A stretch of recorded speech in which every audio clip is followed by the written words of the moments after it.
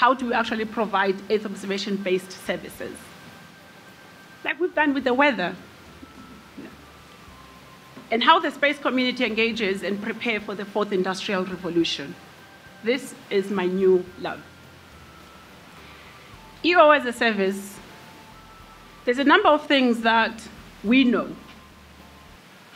We know there are countless social and environmental issues to be addressed, and the Deputy President listed them. Food insecurity, water shortages, disappearing ecosystems, animal poaching, illegal mining, all the way to disaster mitigation. The spectrum is so wide. We know these challenges, and we know many more of these challenges. We also know that there are clear political policy and strategies that our government sets to prioritize how and who has the mandate to have these addressed. The Deputy President says, if you can contribute, it doesn't matter how slight your contribution is to these priorities and these national development agendas, then we can applaud ourselves. Governments have articulated these at a global level.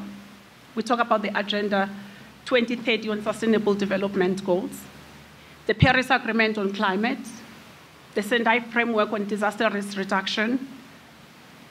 We come to the continental level and we look at the ambitions that have been articulated in Agenda 2063 by our political heads. We cannot forget the national level, because even before all of these existed, at a national level, we have our national development plans, but we also have the thematic policies and strategies, whether it's talking on climate change mitigation and adaptation, or sustainable agriculture, human settlement, and spatial planning.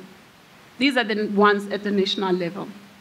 And these are the ones, if we were to really support, then we will make a difference in the continental agendas, and we will make a difference in the global agendas, but most importantly, we will make a difference in people's lives.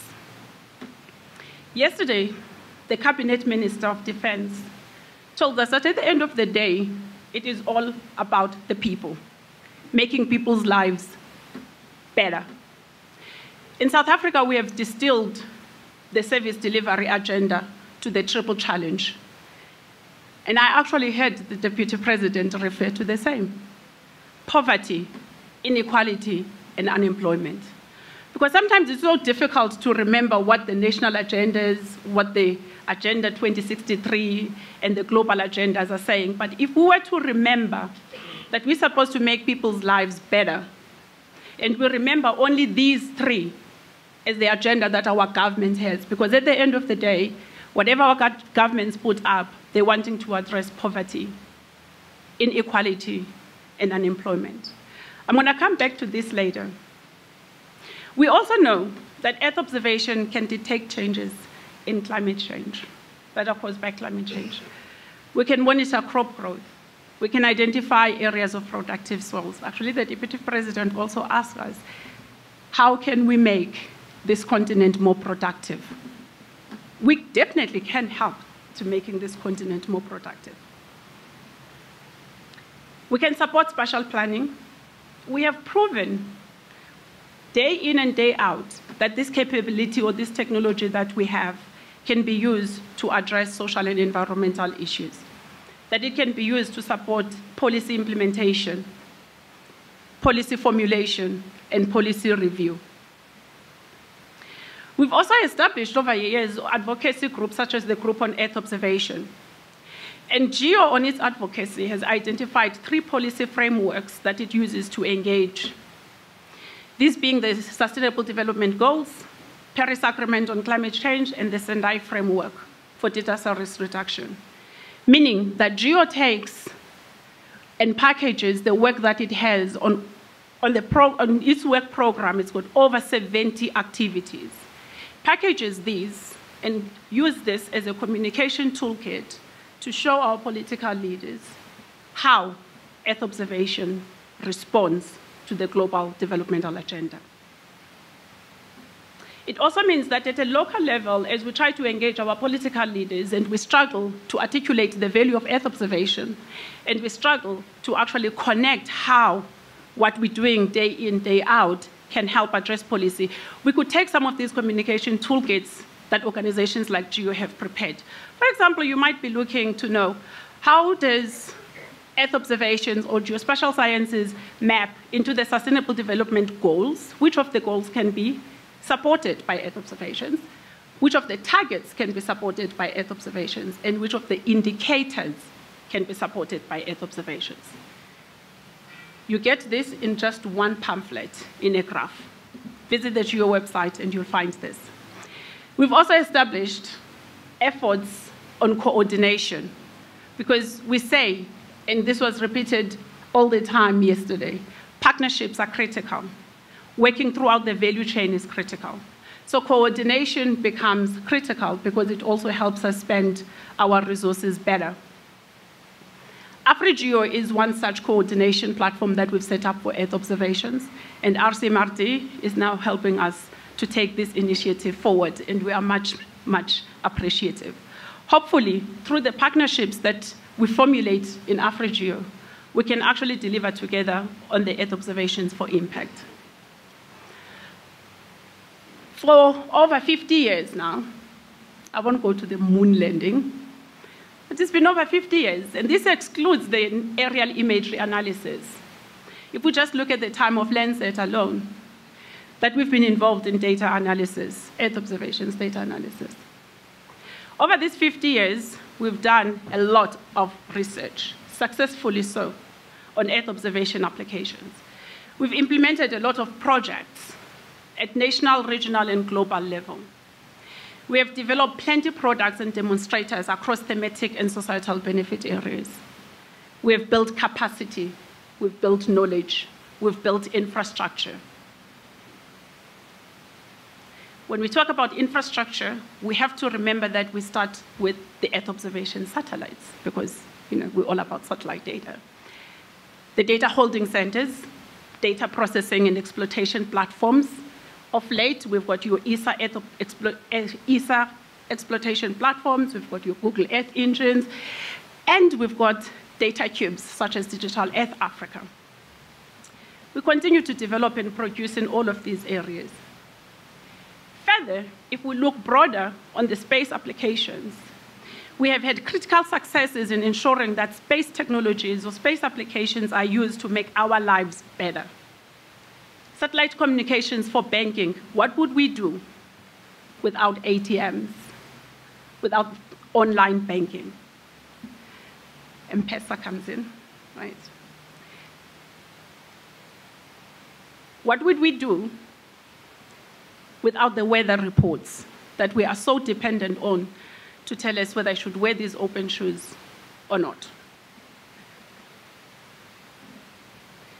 Recently, the International Aviation Authority, ICASA, put out a law that for all flights, regardless of whether it's a small aircraft or it's the big airlines that we fly to get to places like Nairobi, when Dr. Koronziza calls us, that they must all use space weather as part of the navigation system. It's in regulation, it's in law. Proudly, the South African National Space Agency has been awarded to provide that service as a data center for Africa. And we are quite proud to actually be playing along the big guns as you would find in Europe, China, and Russia, and the United States. And yet with these achievements on getting Earth observation operationalized and making our lives so much better every day, to a point that we take it for granted that actually the reason why we can be able to get weather forecasts is because of satellites, we still feel that we have not done enough. And it's quite clear that this feeling is not us being hard on ourselves, it's actually us facing the reality, because we have not done enough. We have not mainstreamed Earth observation services in most of our thematic areas into decision-making processes. Could it be that most often our products that we've been developing and the projects that we've been busy with all this time, for 50 years, are mainly ad hoc once off, and most often end at a demonstration level. We build them to say, we're going to demonstrate the value. How many more decades are we going to demonstrate the value of Earth observations? At some point, we need to get to talking about Earth observations as a service, that it becomes so mainstreamed and so routine that we do not talk about demonstrators as a community any longer. The funding challenges are not going to change, but we also cannot continue using the minimum resources we have to create yet more demonstrators. To what end, I ask? So what does a service mean? And how does the process for a service look like? First of all, the service must be considered from the point of view of the consumer or the user, as we call them in our field. It must be addressing a pain point. If we're going to talk about the service, it's no longer just purely about our scientific interest. We would like to know how Earth observations could be used. It's us about publishing. The service has to be very specific, that someone wants it. You know who that is because you've spoken to that person. And they have told you that this is what they want. The Deputy President told us what he wants for Kenya. He wants to know whether we can contribute to making sure that the continent is productive. Where should we plant? How do we monitor the crops? So that they could make better investment for food security. Secondly, if you're developing a service, you must apply the co-creation and co-development approach, which means your stakeholders are integrated into the service design process. You iterate and reiterate your product to a point that it actually addresses the exact pain point that your client has. The service must be represented as a sequence of interconnected actions, and the service should be represented as concrete objectives, and the environment of a service must be considered as a whole. We saw this yesterday with the Digital Earth Africa, where we started being asked questions about the last mile. If we were providing a service to the farmer, Digital Earth Africa alone, as we are currently constituted, is not going to provide that service to a farmer who wants to know when to plant. It's a very simple question the farmer is asking, when to plant, and the expectation is he's going to get an SMS that says, next week will be a good time to plant. That scope is currently not in what you saw when we talk about Digital Earth Africa yesterday. If we were saying that's the service we were going to provide, then that means we need to have more partners in the room so that the service is presented as holistic. The quality of a service looks at a number of things. Two most important ones: the reliability of the service. Can your clients depend that that service that you're promising them today, if they give you $1 million, that tomorrow that service will be there? Or you're going to tell them that the $1 million is run out because it was donor funding that you used to develop the service? It must be dependable and it must be accurate, because clients are going to make decisions on it. The Deputy President says Kenya needed to know what drought is coming so that they know how to save the farmers and how to bring in the investments and the funding that is required.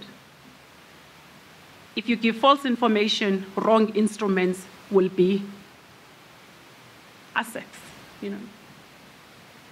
We need to make sure that it's dependable and it's accurate. The service must provide assurance. It must be capable to convey trust and confidence, which means we need competence, the required skills, and we need credibility. My word is my bond. If I say it's going to happen, it means it's going to happen. So sometimes, and we saw this also yesterday, the closing session, Stephen Ramage actually did a nice job in summarizing some of the things that we had left out or some of the things that have come up during the discussions that we didn't dwell deeper on.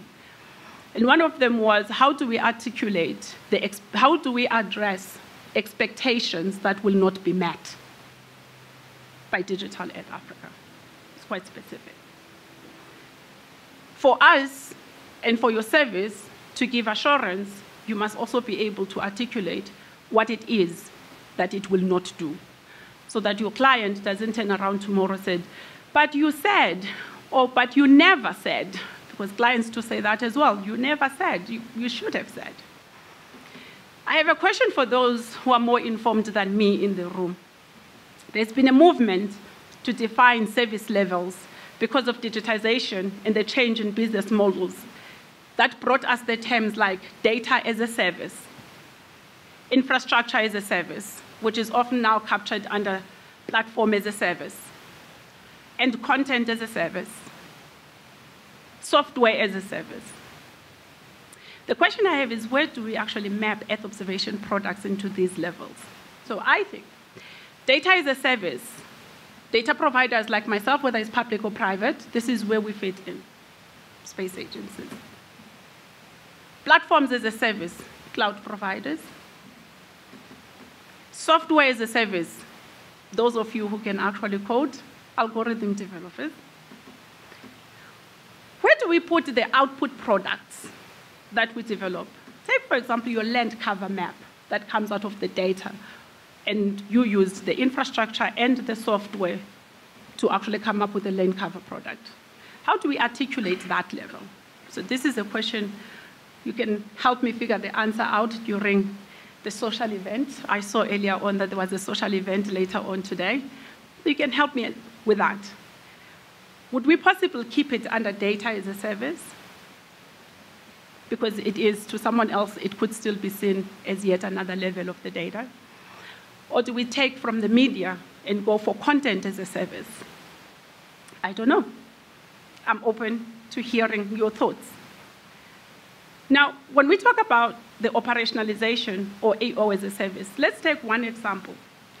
A couple of years ago, well, not so long ago, I make it sound so long ago, but maybe it was, not so long ago, with NASA Severe, actually in RCMRD, and the AfriGeo community and the working group on land cover. It's good to actually see some of the faces from GRC and so forth in the room on working group for land cover.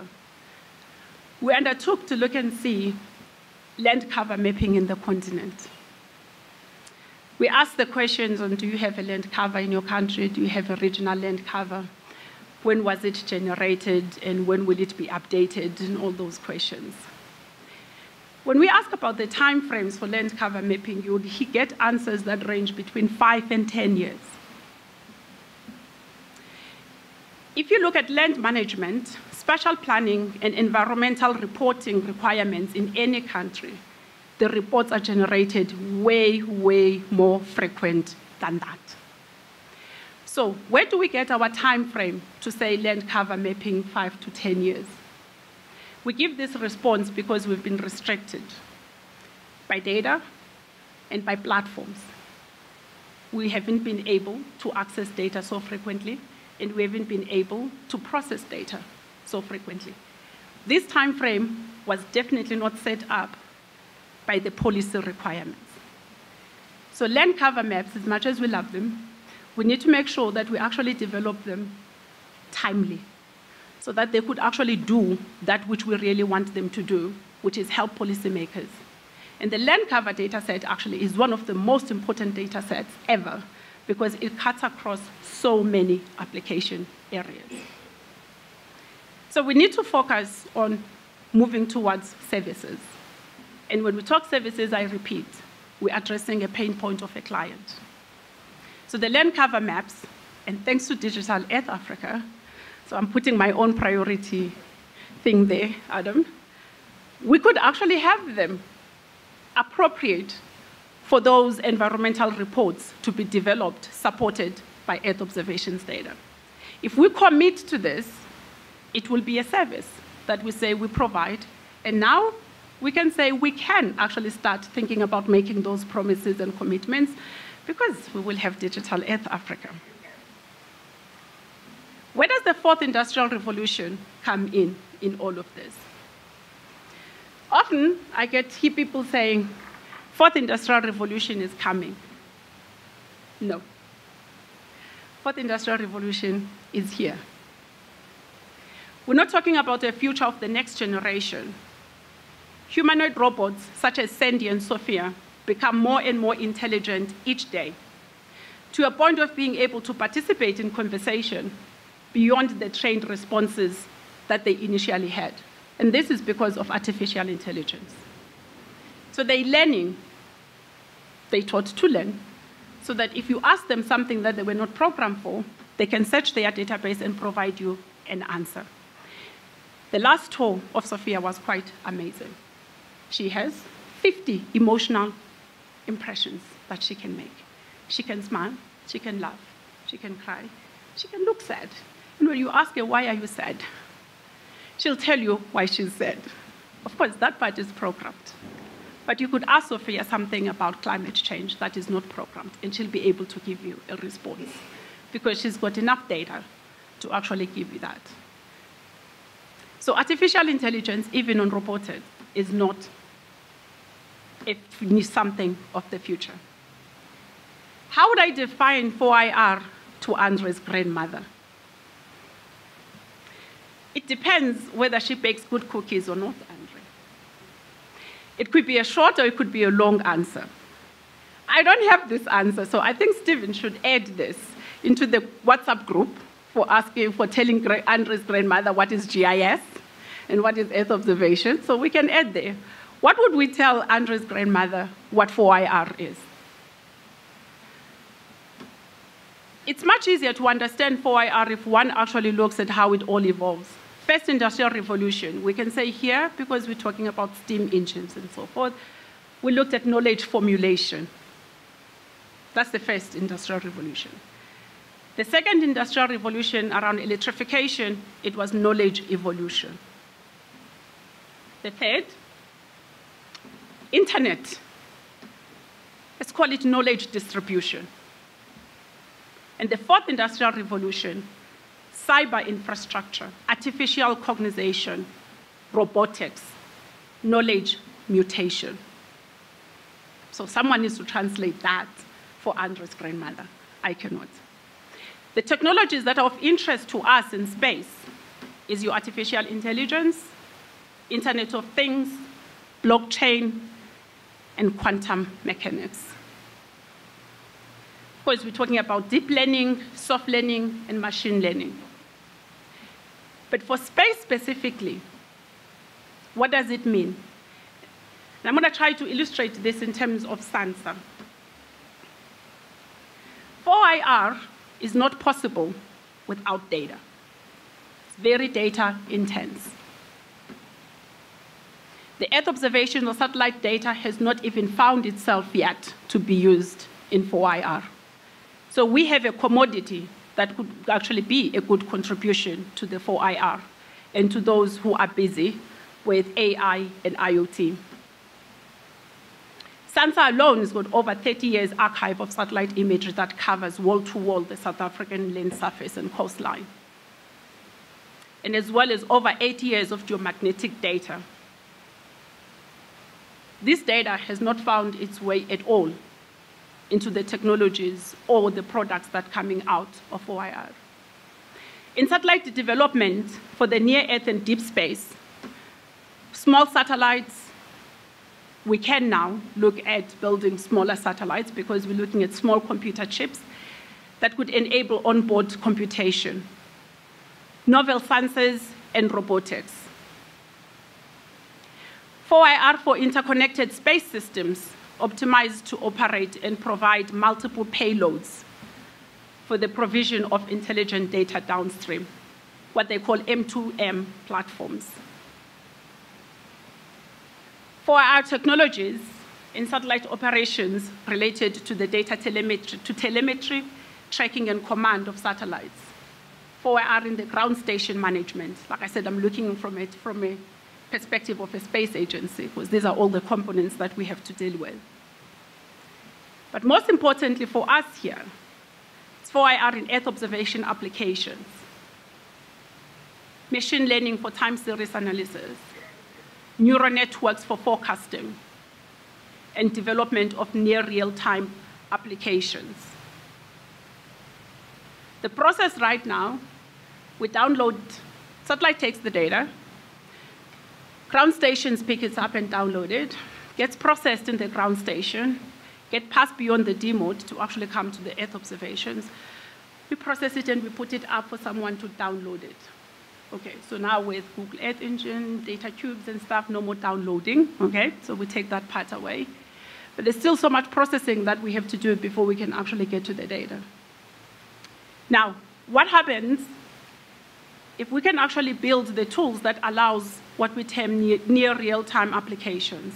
That as soon as that data arrives, it doesn't even have to hit my archives before your land cover map is updated, or that fire application is updated, or your climate change, whatever you're looking at, is updated, because you know when the satellite is going to be delivering the imagery, and you fetch it immediately, and your algorithm is ready to process it. Near real-time applications. Of course, 4IR has an impact, can be impacted by space. And this is where our space weather applications come in, especially in communications and navigation. Access to land and land management is one of the major issues in the continent, and blockchain is currently being investigated as it could be useful to make sure that the records, which in most times are sparse and most times are kept in various places and in various databases, but they can actually be all searched and reported on timely. And you can even include analysis in the Earth observations in that. So as our governments are setting the national and continental policies around 4IR, what are we as the Earth observations community doing about it? Have we actually started, people in this room, to actually work with these technologies to improve the workflows? But most importantly, have we considered the opportunities that 4IR gives? But with the opportunities also comes potential downsides, only if we are not prepared. 4IR will change the way our business is being done today. I tell my staff in EO, if you cannot get yourself ready to develop algorithms, and you think you're going to keep processing data the way you've been processing it in the past 5 years, wait until you have a digital Earth or a data cube to work with, because that part of your job is long gone. It's not even, as I said, 4IR is arrived because we're not even there yet. The community is going to expand. Data science, data analytics, they're going to come in and they're going to exploit this data. To contribute to sectors we have not even made that much strides in providing services on. This is an opportunity. None of us really know what at the end of the day 4IR is really going to do. But we can dream of opportunities that it will bring. But for us who are also employers, we also need to think about the future of work. And also as employees, we also need to think about our relevancy and upskilling to make sure that we fit in the future of work. Allow me to go back to the triple challenge and EO. How can we as the Earth observation community contribute to the triple challenge? Access to data and information is a crucial tool. I think it was the cabinet minister yesterday who said, open data access democratizes knowledge.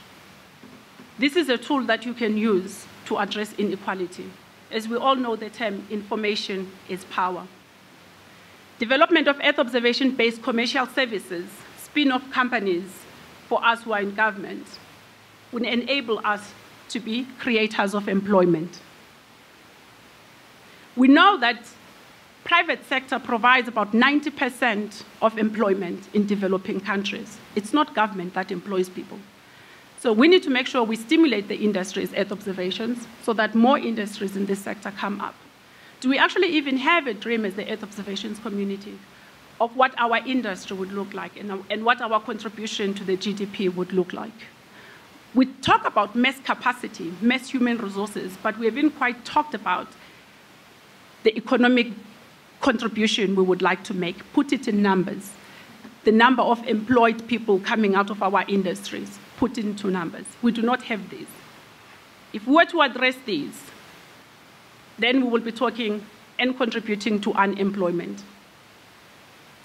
By creating jobs through developing and stimulating a commercial sector and providing data services to close the information gap, we would be contributing to poverty alleviation because we'll be giving people tools that no one can take them away from. Already we've said Earth observation services can contribute to crop monitoring. Therefore, food security strategies can be implemented. It's a plea that I have, that we start dreaming bigger of what we have. Let's talk about services. Demonstrators, we have, and they're not going to change. Services to all of government on all the application areas, to a point that government starts taking it for granted like we do with our weather reports. Thank you.